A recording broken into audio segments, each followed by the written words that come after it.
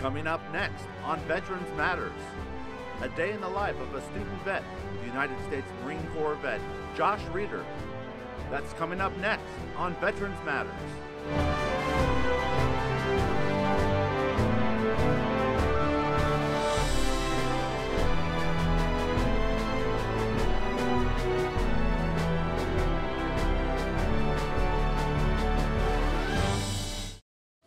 I was born in Decatur.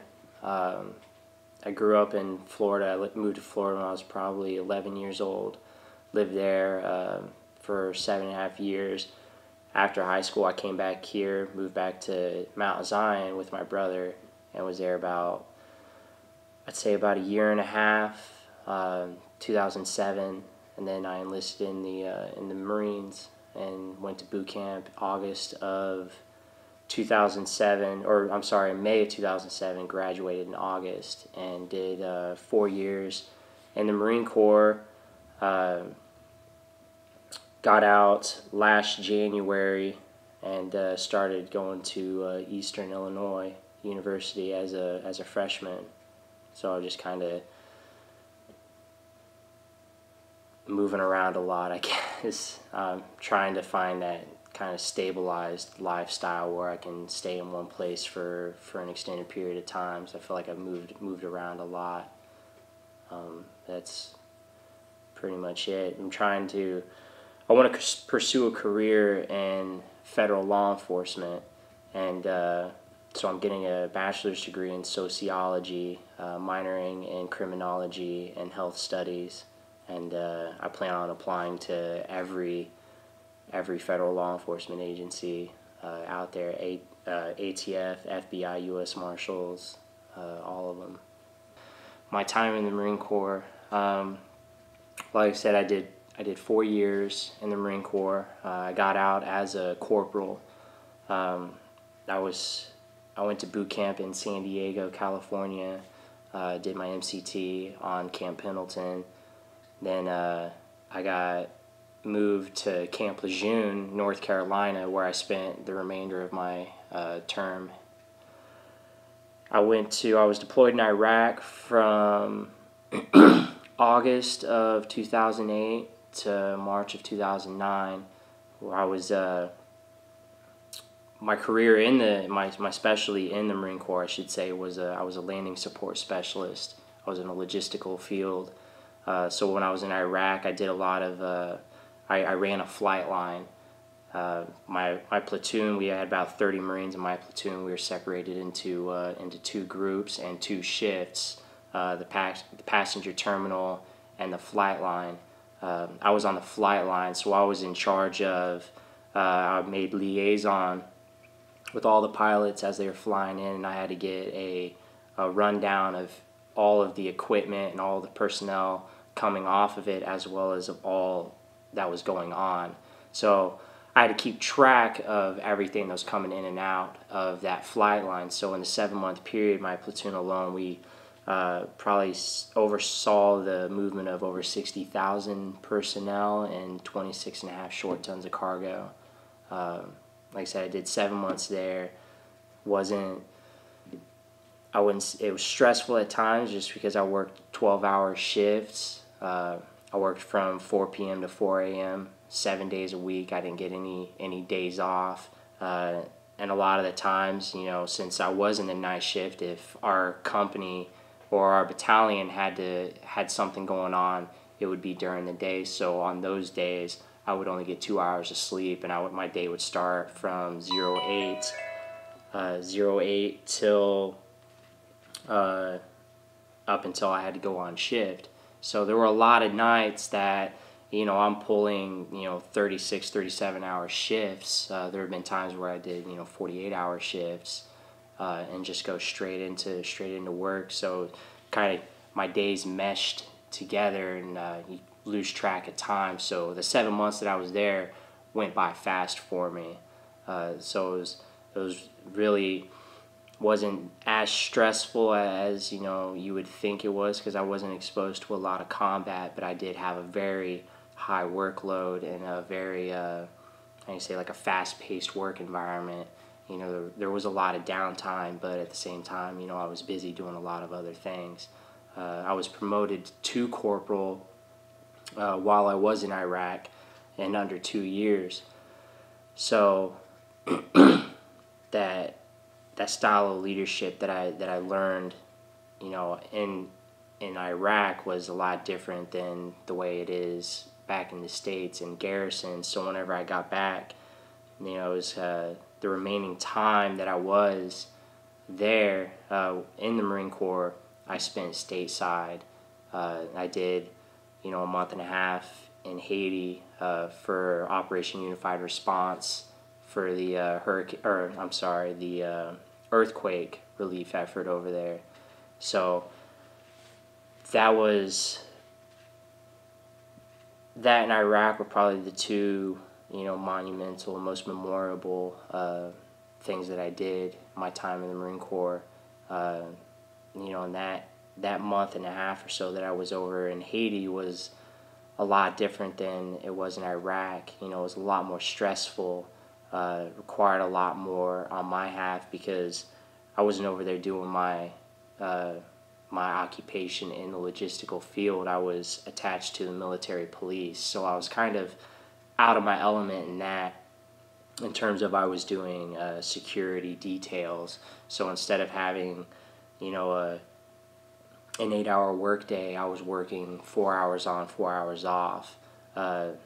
If I wasn't doing convoys for that day, I was standing security post 4-hour shifts. So I would be on shift for 4 hours, I'd be off for 4 hours, and I'd be back on a different post for another 4 hours, and that was continuous. So I rarely got, you know, adequate sleep. I was lucky if I got, you know, a full 4 hours of sleep that day. And you know, and the difference between that deployment in Haiti as it was in Iraq was I knew how long I was going to be in Iraq. You know that's a that's a 6 to 7 month deployment, or, you know, for other people when they're doing their year-long deployments, you at least know how long you're going to be there. But when I volunteered to go to Haiti, it was last minute. I was home on leave and got the phone call saying that I was going to deploy. So it was literally last minute. I came back off leave, and the day I got back, I left for Haiti. You know, so that phone call to my family was literally on the way to the airport, getting ready to fly out. You know, and there were a lot of people that never even knew I left. And what made that deployment so rough was the fact that I didn't know how long I was going to be there. You know, whereas in Iraq they said that 7 months, you could pretty much count, you know, from the day that you get there, how much time you have left. Whereas in Haiti it was anywhere from 14 days to 180 days. So you could have left that day, you could have been there for 2 weeks, or we could have been there for 6 months. You know, so every day literally was like, it could have been the last day. So you're doing your 4-hour shifts, and your days are just kind of molding together. And there were a lot of times I didn't even know what day it was. I didn't know, you know, the day of the month, the day of the week. Had no contact with my family back home. I didn't have a phone. There was no way for me to make phone calls home. We had 4 satellites between, you know, 400 Marines on the compound, and it was almost impossible to make a phone call home, even for, you know, just 2 minutes. We didn't have internet. We slept outside, and since, you know, it was the place had just been ravaged by an earthquake, you know, we were sleeping outside. We couldn't sleep in any buildings. We couldn't sleep under trees. So we had, you know, just a giant concrete slab that the entire unit had to pitch their tits on. And, you know, and that place was 90 degrees 24 hours a day with a humidity of, you know, 100%.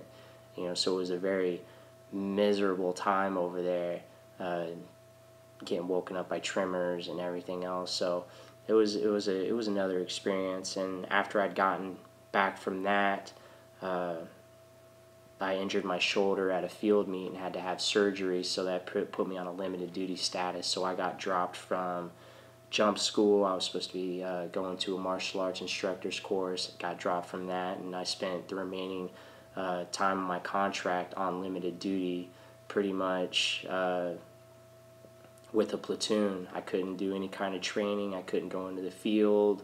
It was pretty much admin, so that added a lot of stress for me because, you know, where I couldn't do my job as a Marine, I had to make up for in other areas. So I became less of a landing support Marine and more of a non-commissioned officer as a corporal, which meant that I had to deal with every issue that went on in the platoon. A lot of times, you know, outside of my squad and with, you know, other squads, because other NCOs are busy, they're in the field or they're doing workups for deployment, or they're on the rifle range or martial arts course or whatever.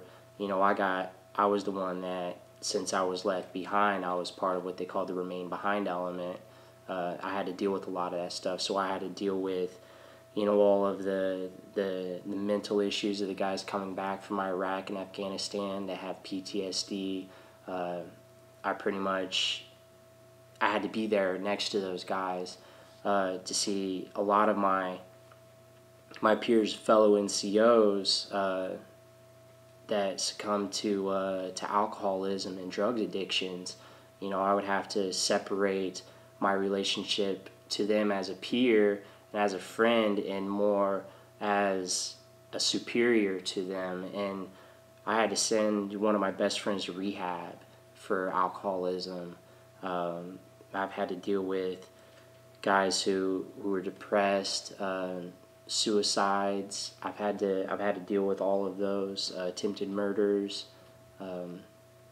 See a lot of good friends of mine come back differently, and having to separate my relationships to them and become more of a professional relationship. So it added a lot of stress for me, and you know, it was really difficult for me to get the sleep and the lifestyle that I wanted to have, because I wanted to have like that relationship with the people around me. I wanted to be friends and be able to go out and hang out with guys, but a lot of the times, you know, on the weekends, I was so busy, worried and stressed out about what was going to happen and what I was going to have to deal with, you know, first thing in the morning, because the way the Marine Corps looks at, you know, their Marines is like society looks at a parent to their children. You know, your children are your ambassadors to the world, and whatever your child does is a direct reflection of your parenting. You know, so if your child goes out and, you know, robs a bank or kills someone, it becomes, you know, an issue to the parent. And, you know, what are you doing as a parent, or how have you failed them? And that's the exact same mentality that the Marine Corps has, that, well, I guess the military in general has for their soldiers. Is, for me as an NCO, as a corporal, the Marines under me, I'm responsible for them. So whatever they do is a direct reflection of my leadership. So if they're going out and they're getting DUIs, they're getting arrested, or they're trying to kill people, or they're doing drugs, or alcoholics and not showing up for work, or they're being disrespectful, that comes down on me as a leader. You know, I'm failing them as their NCO, as their non-commissioned officer. So it was really hard for me to be able to relax, because I was constantly worried about what everyone else is doing, and it added a lot of stress, and it gave me a lot of anxiety, to the point where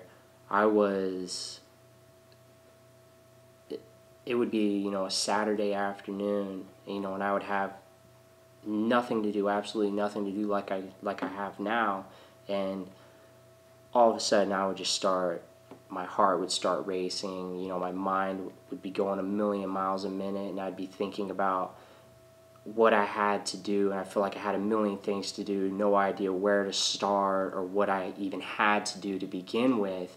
And, you know, and I realized I would be having anxiety attacks, because I'd be so stressed out and worried about what everyone else is doing that I wasn't able to focus on me.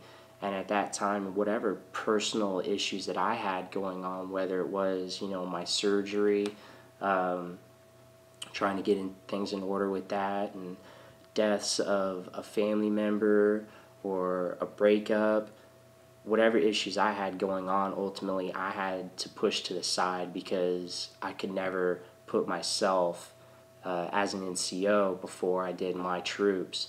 So whatever issues I had to put to the side, and ultimately I would inherit whatever stresses they'd have because I would have to be the one to get them the help that they need. If they're going through divorces, I'm the one taking them to court. So it was there's a lot of benefits. It wasn't all just, negative stress, but there was a lot of benefits in what I did in the Marine Corps, because even though it stressed me out and I have a lot of anxiety, I really cherished, the fact that people relied on me, and that's probably the one thing that I miss the most about my time in the Marine Corps is the time that I spent as an NCO, because I had a platoon of 120 something Marines, and probably I was one of 13 corporals, and every one of those Marines relied on me for something. And it wasn't, just because they were incapable of doing it, but they knew that I was the person that could help them. So I respected that a lot, and it taught me a lot, about myself, taught me to be more responsible. I matured a lot for my age. I went into the Marine Corps at the age of 19, and I was a corporal before, I went in just before the age 20, and I was a corporal, at the age of 21, and that's pretty young, especially when I've got guys below me that, are in their 30s and have families of their own, and I'm the single guy that doesn't have a wife, doesn't have any kids, so it puts a lot of things in perspective for me in general, just because there's so much that I could be doing that I wasn't doing because I was busy doing other things. I committed a lot of time to my time in the Marine Corps, and I put it first in a lot of things. And whenever I got out last year and I started working, the guys that knew me before I went in would tell me that, that I seem a lot more mature, a lot more disciplined and responsible. My work habits, I worked at Miles Chevrolet in Decatur, and there were times that I just really didn't want to work. I would complain about whatever, if I had to clean this car, or I had to sweep the shop, or clean up an oil spill from one of the techs. I would complain about everything. I didn't want to do it. And after doing what I did in the military, it was no problem for me at all to go into the bathroom and clean a toilet, or cleaning up an oil spill or detailing a car.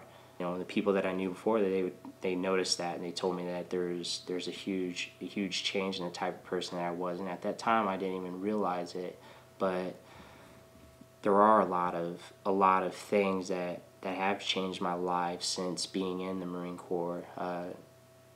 In particular, going to school, I had absolutely no intention of going to college whenever I went into the Marine Corps. I went into the Marine Corps with the intention of just getting that experience and putting it on my resume, so that whenever I got out, I could go and just work anywhere that I wanted to. I could apply to the police department, and they're going to hire me just because I was in the Marines. That was kind of the attitude that I had. But after being in the Marine Corps, I learned that there's a lot of other things that I could be doing, and it gave me that drive to go to college, because now there's so much more. I don't want to just be a cop. Like I want to do so much more with it. I want to go into the FBI, and I want to actually do things on a much bigger scale. And in order to do that, I need a degree. So coming to college, I'm not coming to college with the intention of partying and doing all the things that most of the typical college students would do. My focus is primarily on just getting my degree, doing what I have to do, making the good grades, so that when it's all said and done, I have the tools that I need. You know, I have the 4 years military on my resume. I have, you know, that degree, and I have that sense of responsibility. I have that drive and that motivation and that discipline, and it's really like, it's been a driving force for me. I got turned on to the Black Knights, or sent to the Black Knights by the Veterans Coordinator, Mike Rubal. I was recommended to him by my academic advisor because I was addressing some of the concerns of transitioning back to school and dealing with a lot of the anxiety from the military and people not really understanding. So I was sent to the Veterans Coordinator. I went into his office and I talked to him, and he mentioned that there's a group here called the Black Knights that was mostly veterans, that was founded in 1952 by a group of guys that returned from the Korean War, and pretty much the same thing that I was going through. They're dealing with that transition and that sense of belonging. So they created this organization of like-minded individuals that they could get together and they could interact with each other, and most importantly, like, they all understood what each other was going through.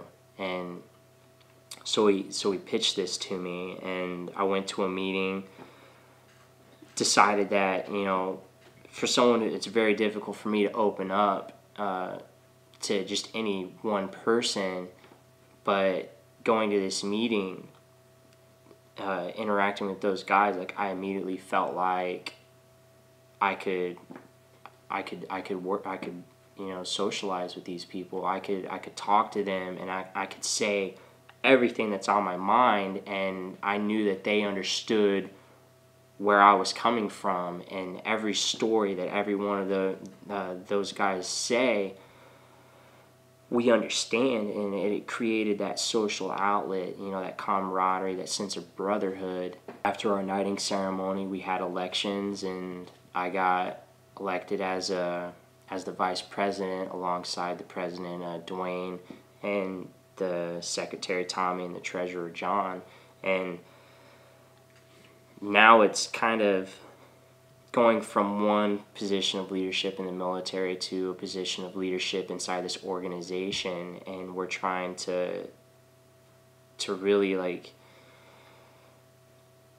we're trying to keep that sense of brotherhood alive, and we're trying to reach out to the other veterans on campus to let them know that there is a group here that is geared towards helping them, and it's not, you know, we're not trying to be a fraternity or anything else. We're just trying to keep that sense of brotherhood alive, and to be able to put you in a room with other guys that you can relate to and that you can understand as well, and vice versa. You know, they can understand you, and just be there for each other.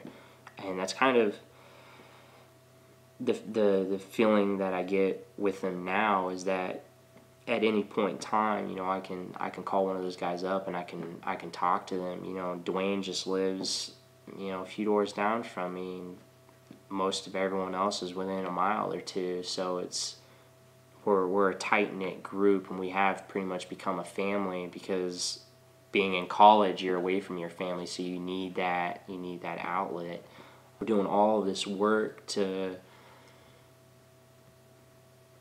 appeal to the other veterans on campus, such as we're doing fundraisers, and most of the events that we plan are geared towards veterans, the past and the present, such as with the baton, the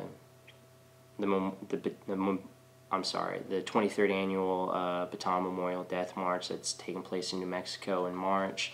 That's in honor of World War II veterans that were taken into captivity and were forced to march through the Philippines.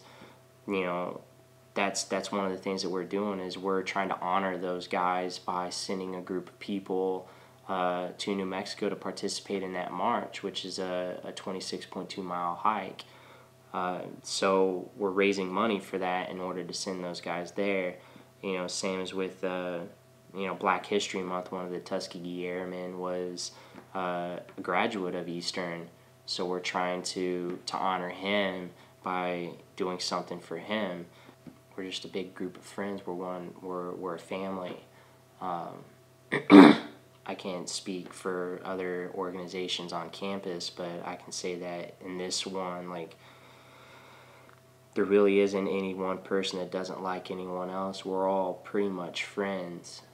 We all have an understanding, and we're all very diverse, from the youngest member being 19 years old to the oldest member being in his 40s. One's almost, I think, is in his 50s. So there's a huge diversity in terms of age. But me being 24, being in the Marines, and one of the other guys being almost 40, being in the Marines, it doesn't matter how old we are, we have something to talk about, and we understand each other. And, same thing with, someone who's 19, who's going into the military, is a member of ROTC. He's around veterans who have been there and done that. We've lived that lifestyle, so it gives them an opportunity to kind of pick our brains and understand like what they're getting themselves into, as well as to help them become better leaders, so that whenever they're in the military, they already have an idea of what they're getting themselves into. So I mean, there's a lot of opportunities being in the organization that I do like, and then there are the things that we want to keep. Or that we do want to change, such as we want to keep that social aspect. We don't want to become too structured.